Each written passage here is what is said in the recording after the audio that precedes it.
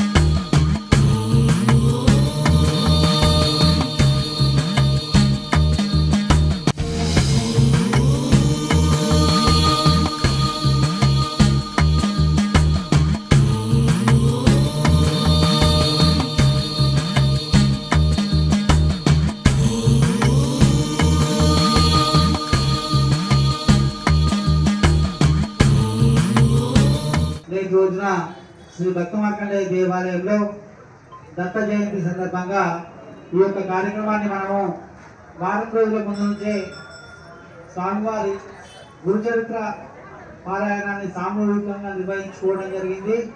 ఈ యొక్క సామూహిక పారాయణంలో కూడా 108 మంది మాతలు, భక్తులు అందరూ కూడా కలిసి ఈ యొక్క పారాయణాన్ని నిర్వహించుకోవడం జరిగింది. ఈ యొక్క పారాయణం ఈరోజు ముగింపు రోజుగా ఉంది. ఈ రోజున స్వామివారికి కలశాన్ని ఉద్వాసన చేసి కలశ సంప్రోక్షణ జలం స్వామివారికి అభిషేకించిన తర్వాత మనందరి మీద కూడా ఆ యొక్క సంప్రోక్షణ చేసినారు. ఇప్పుడు స్వామివారికి అభిషేక కార్యక్రమం ఉంటుంది. భక్తుల స్వహస్తాలతోటి ప్రత్యేకంగా స్వామికి పంచామృత అభిషేక కార్యక్రమం నిర్వహించబడుతుంది. అలాగే కార్యక్రమం అంతా స్వామివారి ప్రసాదంగా అన్నప్రసాదాన్ని కూడా అందజేయడం జరుగుతుంది. కాబట్టి